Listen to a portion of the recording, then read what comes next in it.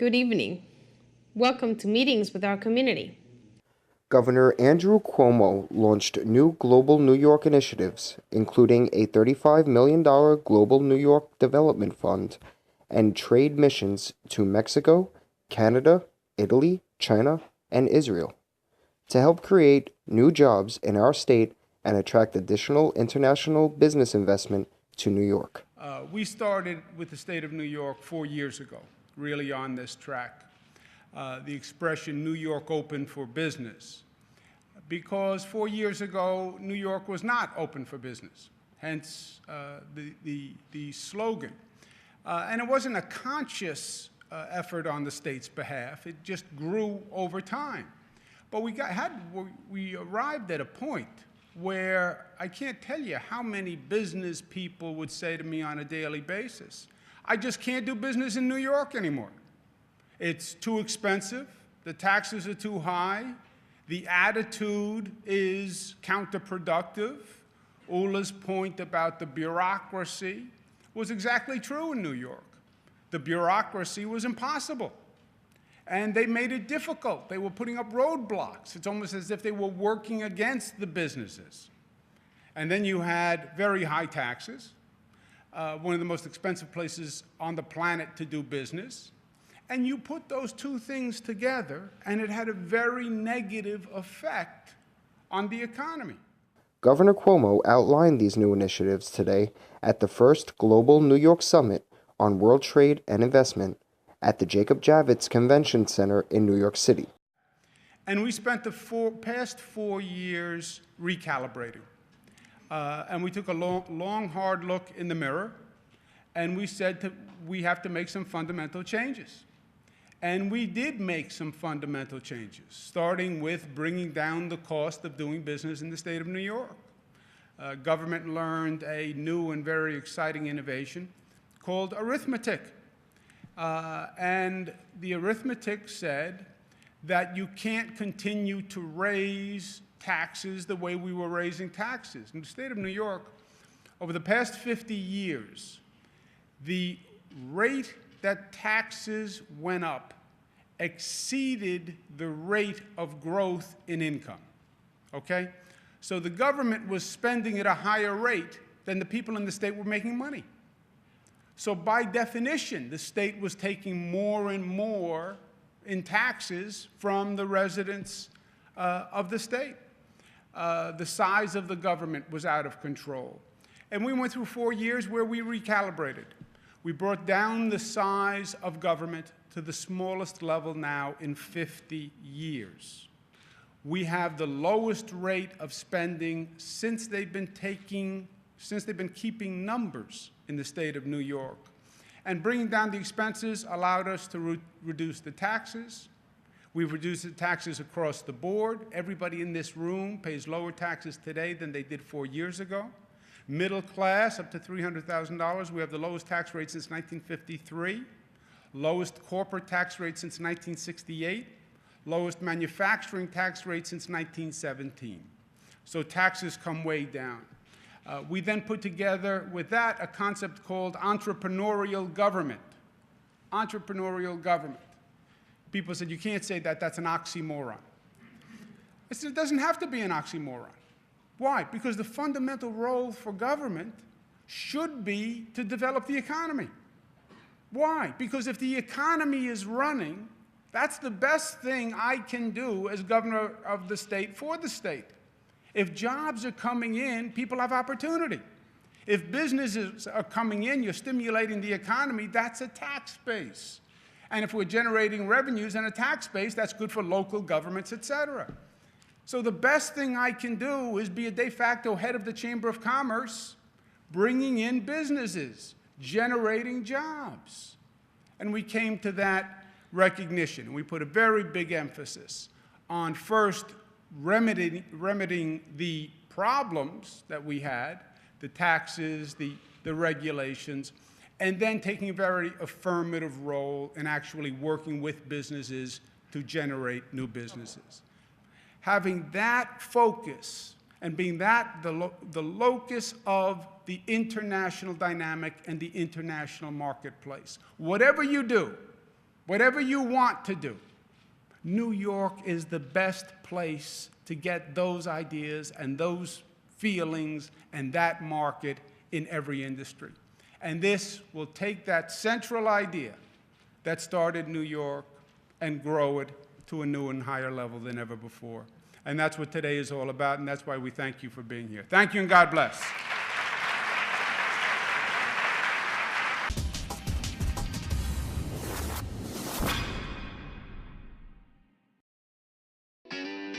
I'm Michael Strahan, and I love New York. There's no place like it in the world. My favorite thing is the excitement of the outdoors, like rock climbing in the Catskills, rafting in the Adirondacks, surfing on Long Island, or getting your heart racing at Watkins Glen International. Come discover your favorite part of New York. Plan your summer vacation at iloveny.com. There's something for everyone.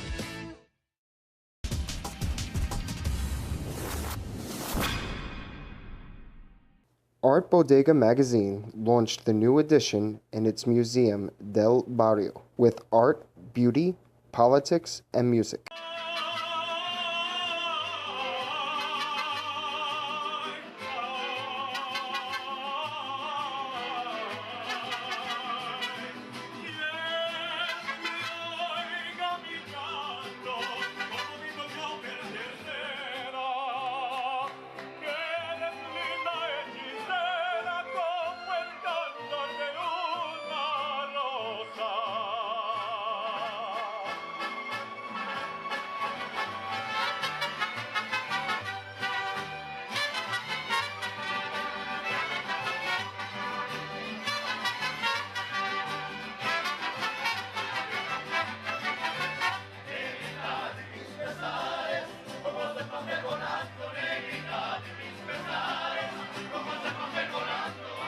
Everything is changing with social media, but at the same time we embrace social media, but we still believe in print magazines, and we think it has an effect that is very powerful, especially for Latinos and everybody. We are inclusive of everybody.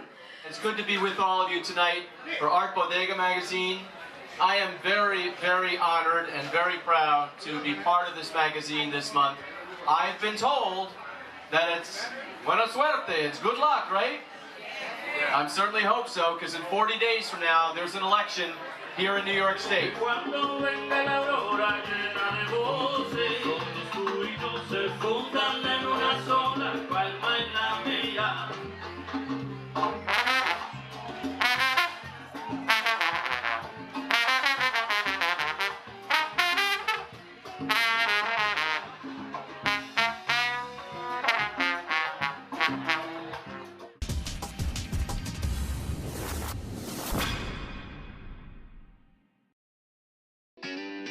I'm Michael Strahan, and I love New York. There's no place like it in the world. My favorite thing is the excitement of the outdoors, like rock climbing in the Catskills, rafting in the Adirondacks, surfing on Long Island, or getting your heart racing at Watkins Glen International. Come discover your favorite part of New York. Plan your summer vacation at iloveny.com. There's something for everyone.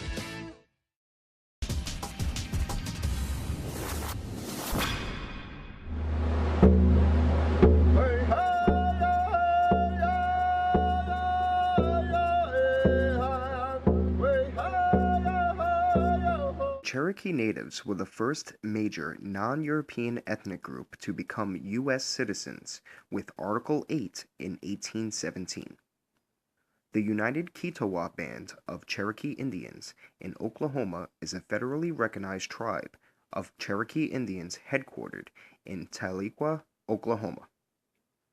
Today we are celebrating Cherokee New Year. This is when we do the harvest and we come together as one brother and sister and we usher in the Cherokee New Year. The Cherokee Nation has more than 314,000 members, the largest of the 566 federally recognized Native American tribes in the United States. We're doing this so we can preserve our Native American culture and teach everyone that the Native American culture is still alive, and what we know we are also passing down to the children.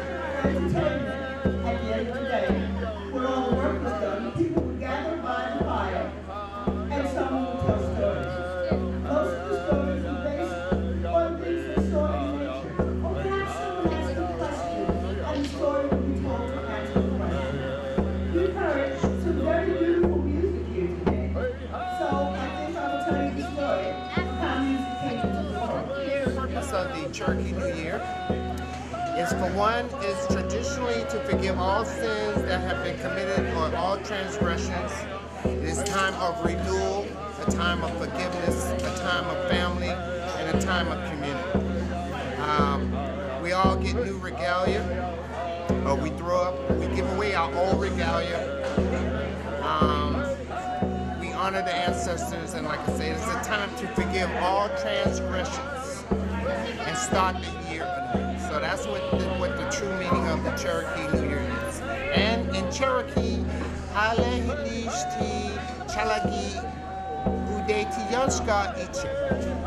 Happy Cherokee New Year.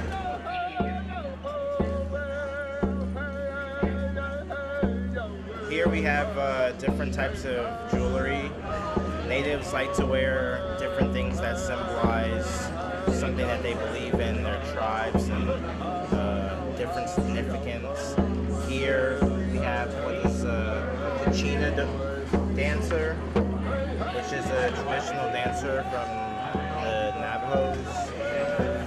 This is turquoise, another traditional used bead by Native Americans, and the feather is very important to us because the wingeds are the ones that carry our messages to the Creator and the spirits.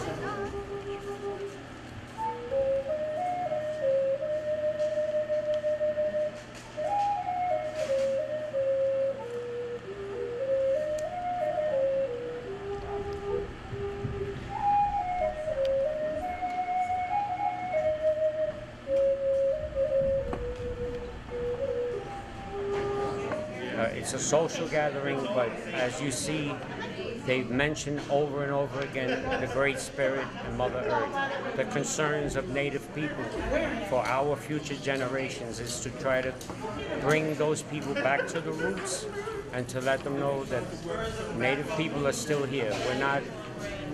We're not in museums and we're not dead. We're very much alive and the nation is growing.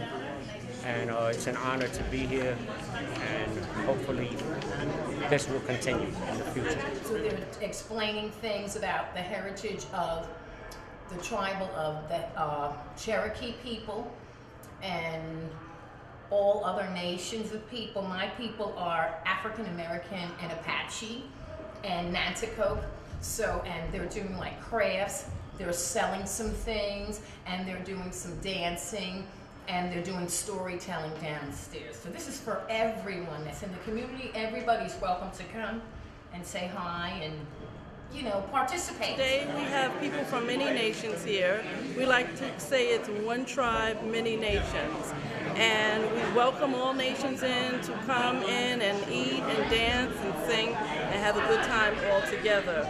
It's very important that we keep the culture going. At the Cherokee Language and Cultural Center, we teach language, we teach history, and we also teach dance, and we go to powwows where we dance, and we sing, and we eat Native American foods. Cherokee Language and Cultural Circle is a small organization offering service to the Native American community since 1997.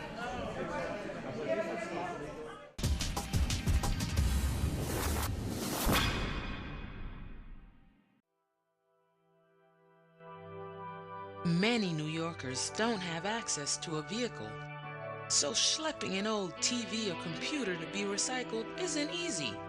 That's why the Department of Sanitation partnered with Electronic Recyclers International to create eCycle NYC. This free and convenient electronics recycling program is for residential buildings over 10 units. Learn more at nyc.gov/ecycle.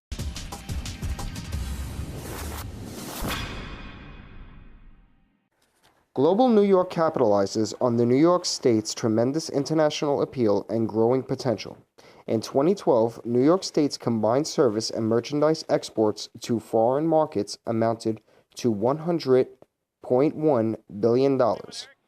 This really is a historic moment in New York City. We are the first American city to go live with our very own top-level domain. That's a big, big deal, and it is a major, major contribution to this ever-changing and expanding internet landscape. This top-level domain is exclusively for our cities, our thinkers, our doers, and we have so many thinkers and doers in New York City.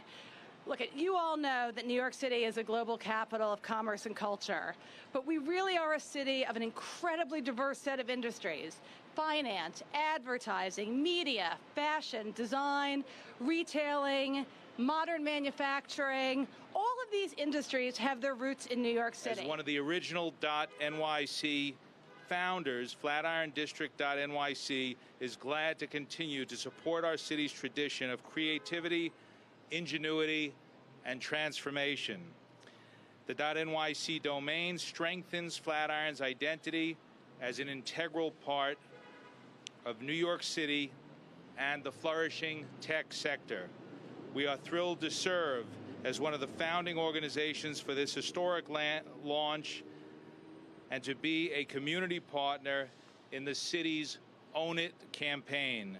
We encourage not only our businesses here in Flatiron, but across the city to reserve .nyc domains to claim their exclusive New York City online identity, leverage their location in this great metropolis, and bolster their online presence. I'm actually one of the few people that I know that grew up in Manhattan. Most people are from the outer boroughs, but I grew up right here in Manhattan, so everything I ever needed in my life was across the street or a couple blocks away, whether it was a pizza shop, a laundromat, a dry cleaners, a gym, hair salon. Anything I needed was always just a step away. So now this .nyc domain is allowing myself as well as other New Yorkers to access everything one click away. So anything from, you know, a local dry cleaner that you need to a row house uptown in Midtown. Shout out to Row House, that's here. Hey, Row House. But as a singer-songwriter, my journey, of course, began here just like so many others. My dreams began here just like so many others. So it's really an honor to be a part of this launch, to represent for my city, and to, you know, really just be able to build my brand and promote my music and share my journey with the world, with my fans, and with fellow New Yorkers that are looking to, you know, find other artists and network with other people that are here doing the same exact thing that they're doing. It took me a while to learn to forgive you. I hate to admit it, but I couldn't accept the truth, no. See, I wasn't ready for the vision you showed me. And I hate to admit, but baby, you own me. Someday you'll ask about me, wonder where I'm at, if I'm happy. Thought you should know I let it go, I'm better off living my dream. All of your lies, can't even look in my eyes. Thought you were right, even when you said goodbye. I won't cry, no, no, no, I won't cry.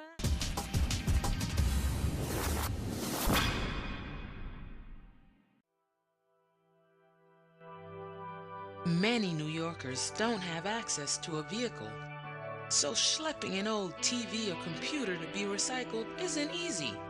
That's why the Department of Sanitation partnered with Electronic Recyclers International to create eCycle NYC. This free and convenient electronics recycling program is for residential buildings over 10 units. Learn more at nyc.gov/ecycle.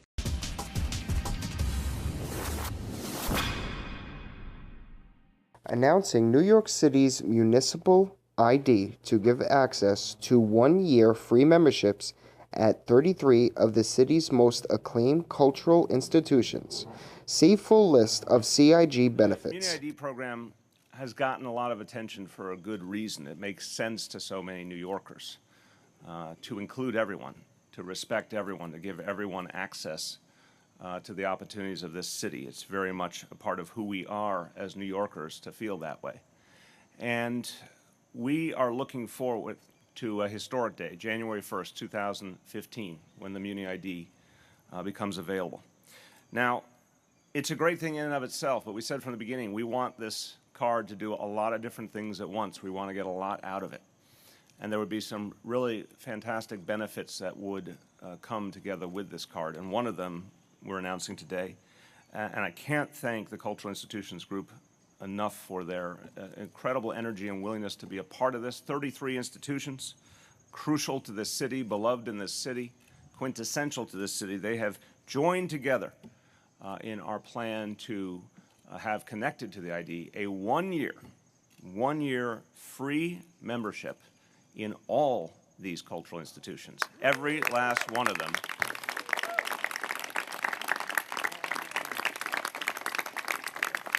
It's crucially important to treat our fellow New Yorkers who happen to be undocumented with great respect and inclusion. That's a great advantage of this card, but it's also crucially important for all the people who don't have ID and need it.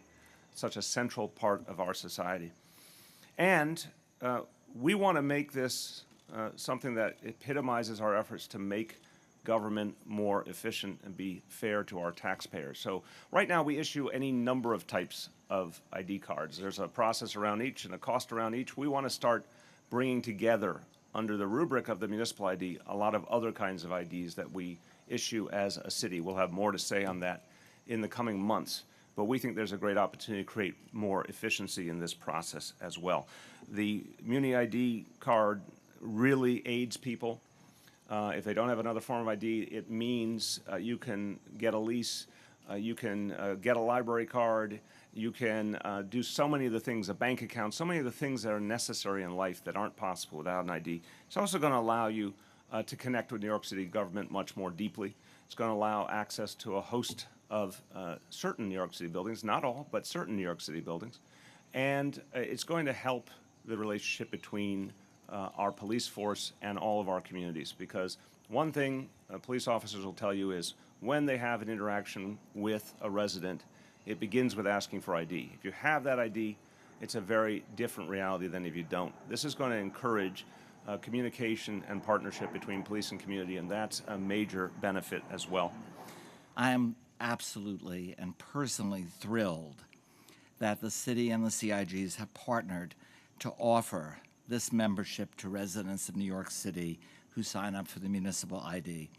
This is another wonderful opportunity for the CIGs to fulfill their mandate to allow access to their institutions and serve our diverse publics through educational programs, collections, exhibitions, and performances. And I want to deeply and truly thank the mayor of our great city, Speaker Mark Viverito, members of the council, our Commissioner Tom Finkel-Pearl of the DCA, and Anisha Argawal of Immigrant Affairs, as well as so many members of the administration staff for bringing us all together today, one of the most important days in my career. I think this is a true landmark for the city of New York and for all of our residents, and I could not be prouder to be here and to be president of the CIG at a moment like this. Thank you very much. Our commitment to this was steadfast from the beginning, very much hands-on deck to work with the administration, and now obviously in the implementation and rollout to make sure that we get the word out to our constituencies across the city about the benefits of having this ID. And one aspect of it was always the discussion of having access to our cultural institutions. I am proud to represent 2 out of the 33 CIGs, El Museo del Barrio and the Museum of the City of New York. Until recently, I also had represented the Metropolitan Museum.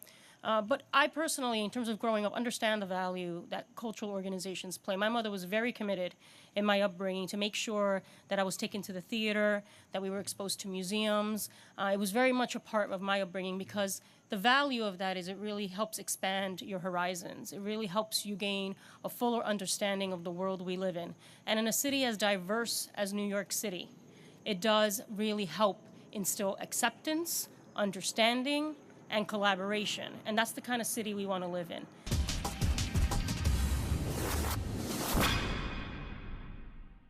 CPI's first phase will target 35 community parks through a $130 million capital investment that promotes the full recreation of these parks. Look at that line.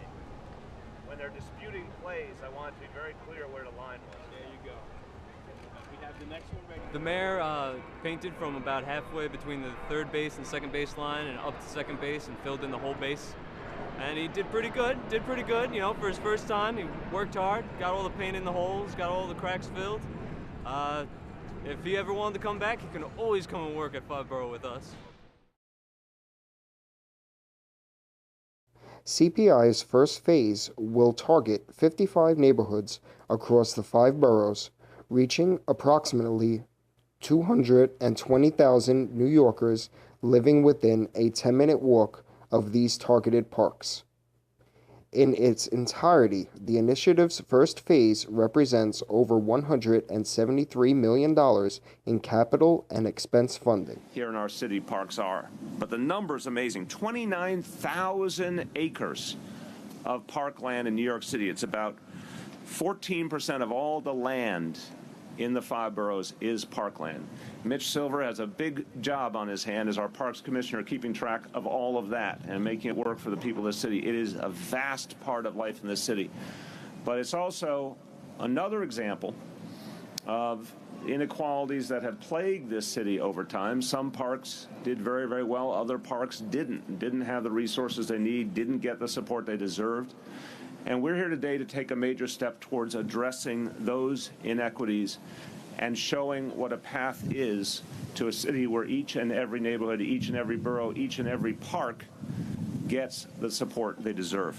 And I often like to remind people, for a lot of people in this city who don't happen to have a lot of resources, parks are where they go for their vacation because they don't have the option to go out of town. So parks we depend on for so much in this city. It's truly a necessity in urban life to have a great park system. But again, not all parks have been treated equally. Not all parks provide enough or maintain the way they should be. So for some people, the experience in the park is great. In other neighborhoods, we have a long way to go, and that's what we're here to address today. And it will not shock you that this often aligns to the reality of demographics. It often aligns to the income level of the neighborhood. In many low-income neighborhoods, parks have languished without the support they deserve. They haven't gotten enough support from the public sector. They haven't gotten enough support from the private sector and nonprofits. Again, we aim to change that with this announcement as a first big step today towards equality. $7.2 million in expense funding for fiscal year 2015 and $36.3 million in capital funding from the Department of Environmental Protection for green infrastructure improvements at these sites.